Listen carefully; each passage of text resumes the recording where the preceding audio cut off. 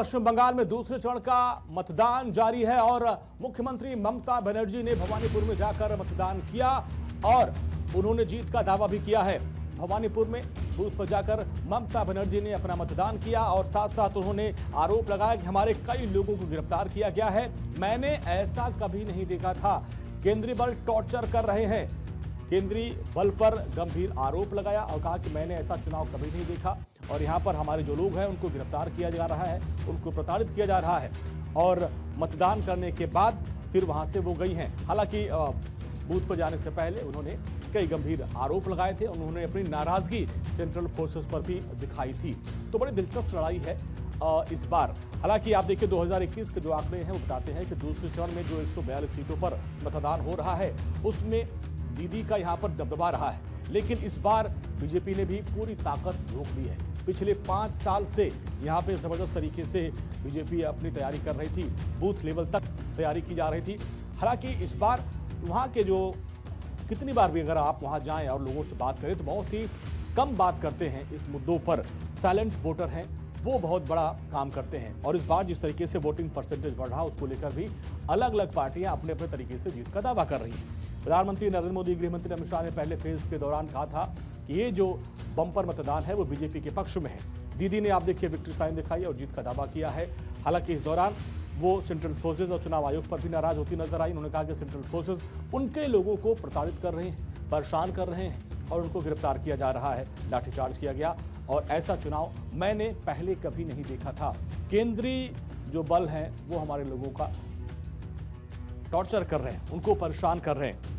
तो ये जो सीट है, ये लड़ाई काफी दिलचस्प है। यहाँ पर शुभेंदु अधिकारी दीदी को घेरने के लिए पहुंचे हैं। बीजेपी की पूरी प्लानिंग है कि दीदी के गढ़ में ही, जहां से दीदी चुनाव लड़ रही हैं, वहीं पर उनको घेर लिया जाए। इसके पहले 2021 में नंदीग्राम में शुभेंदु अधिकारी ने दीदी को हराया था और अब भवानीपुर में शुभेंदु और दीदी की टक्कर है। ऐसे में दिलचस्प आंकड़े हैं और इसीलिए तो जनता बहुत अपने घर से बाहर निकल रही है। मतदान में उनका काफी उत्साह है और सेंट्रल फोर्सेस की वजह से लोगों को डर नहीं है, भयमुक्त माहौल में मतदान चल रहा है और जिसका असर यह है कि लगभग 3 बजे तक 80% मतदान हुआ है। यानी जो पहले चरण का मतदान था उसके करीब ये मतदान पहुंचता जा रहा है। पश्चिम बंगाल में दूसरे चरण में और अंतिम चरण का जो मतदान हुआ दोपहर 3 बजे तक 78.68% मतदान दर्ज किया गया है। तो ये देखिए बहुत जबरदस्त तरीके से लोगों में उत्साह है। लोकतंत्र का महापर्व है और लोग इस महापर्व में हिस्सा ले रहे हैं। और देखिए अगर आप लोग भी अभी तक अपने घर से नहीं निकले हैं, मतदान नहीं किए तो तुरंत निकलिए, क्योंकि ये लोकतंत्र का महापर्व है और जिस तरीके से बढ़ चढ़कर जनता हिस्सा ले रही, आप भी इसमें भागीदारी बनिए और अपने मताधिकार का इस्तेमाल करें, अपने घर से बाहर निकलें, वोट करें और इस लोकतंत्र के महापर्व में अपनी भागीदारी को निभाएं। हालांकि जिस तरीके से मतदान किया जा रहा है और अभी तक जो आंकड़े 3 बजे तक के जो आंकड़े आए हैं वो काफी उत्साह बढ़ाने वाले हैं। कोलकाता दक्षिण की बात करें तो 75.38% मतदान हुआ। दक्षिण 24 परगना में 76.75% मतदान हुआ। नदिया में लगभग 80% मतदान के करीब 3 बजे तक पहुंच चुका है। पूर्वी वर्धमान जिले की बात करें तो वहां पर 83.11% मतदान हुआ। हावड़ा में 77.73% मतदान दर्ज कर लिया गया है। हुगली की बात करें तो 80.77% यहां पर मतदान दर्ज किया गया है और उत्तर 24 परगना में 77.39% मतदान दर्ज कर लिया गया है। यानी 3 बजे तक के जो आंकड़े हैं वो काफी उत्साह बढ़ाने वाले हैं। धनंजय मंडल हमारे सहयोगी ग्राउंड जीरो पर, हमारे संवाददाता, हमारे सहयोगी चप्पे चप्पे पर तैनात हैं और एक एक तस्वीर आप तक पहुंचा रहे हैं। धनंजय, लड़ाई बड़ी दिलचस्प है और जिस तरीके से इस बार जो जनता है वो अपने घरों से बाहर निकल के आ रही। पहले चरण हमने देखा था लगभग 93% मतदान हुआ और 3 बजे तक के जो आंकड़े बता रहे हैं कि इस बार लगभग 93 से 95 मतदान दूसरे चरण में भी हो सकता है। क्या तस्वीर है और क्या आप देख पा रहे हैं?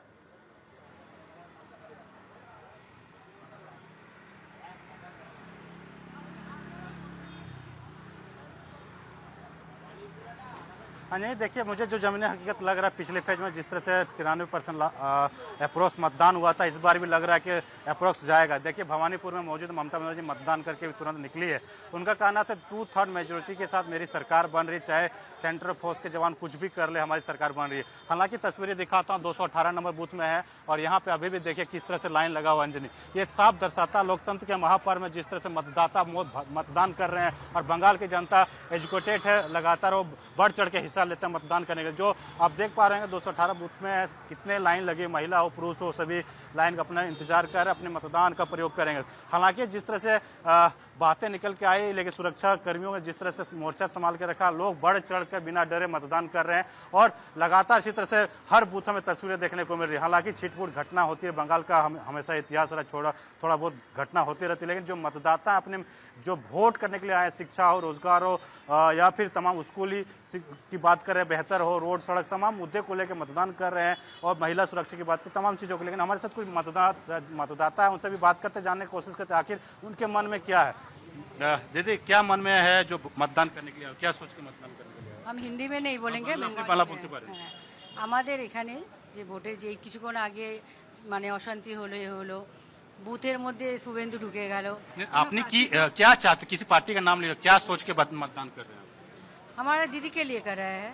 क्या आपने क्या सोच के मतदान कर रहे थे? क्या सोच के मतदान कर रहे हैं? तो हम लोग सब दीदी के लिए कर रहे हैं। देखिए तमाम चीज़ें हैं, अपने अपने मतदान करने के लिए लोग पहुंच रहे हैं और देखिए जहां तक आपकी नजर जाएंगी इसी तरह से मतदान करने के लिए आए हैं। दीदी, क्या सोच के मतदान करने के लिए आए?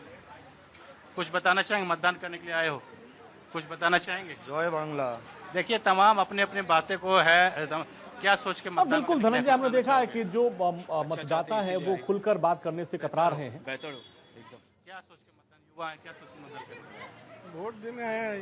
क्या कुछ युवा है, क्या सोच के बोलते? बिल्कुल मुद्दे लगातार धनंजय पूछ रहे हैं और लोग जो है खुल के बोलने से कतरा रहे हैं, बच रहे हैं। पूजा भी हमारे साथ है, धनंजय आपके पास आएंगे, पूजा भी हमारे साथ हैं। पूजा, देखिए अभी तक जो 3 बजे तक के आंकड़े हैं वो ये दिखा रहे हैं कि अगर 6 बजे तक पूरा मतदान हुआ तो पहले चरण के आंकड़े भी टूट सकते हैं, 93% से अधिक मतदान हो सकता है।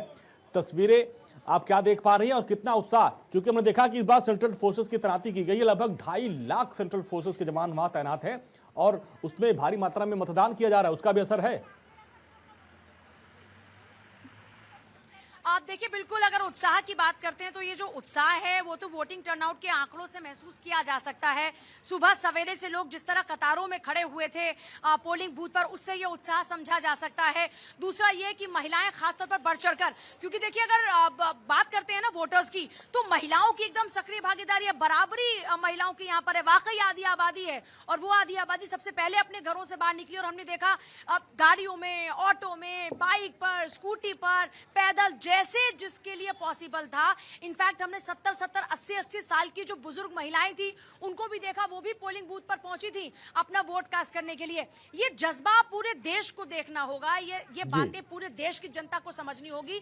बंगाल की जनता की यह खासियत है कि बंगाल की जनता बढ़ चढ़कर लोकतंत्र के इस महापर्व को सेलिब्रेट करती है।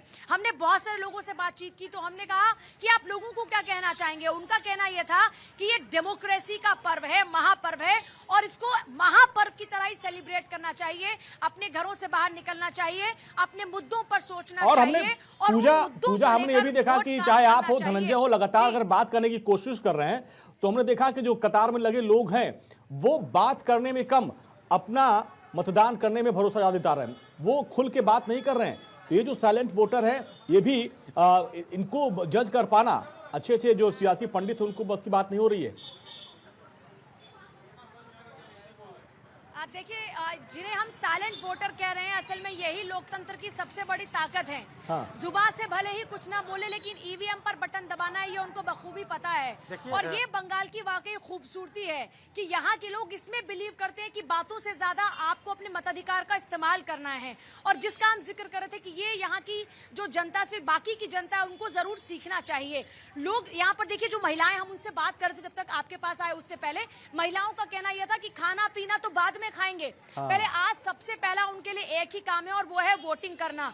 अब सोचिए कि 3 बजे तक जब 78% वोटिंग हो चुकी थी, तो जब शाम के 6 बजेंगे तो ये वोटिंग टर्नआउट कहां तक जाने वाला है। हमने बहुत सारे लोगों से बातचीत की, हर किसी का अपना अपना अलग नजरिया है मुद्दों को देखने का। जैसे कुछ लोग ये मानते हैं कि महिला सुरक्षा जैसा मुद्दा नहीं है, जबकि कुछ लोगों का ये मानना है कि सुरक्षा बहुत अच्छी है। लेकिन एक बात जो सबसे बड़ी खासियत है इस चुनाव की, वो ये कि जो लोग हैं वो ये कह रहे हैं कि बहुत ही सुरक्षित माहौल में चुनाव हुआ।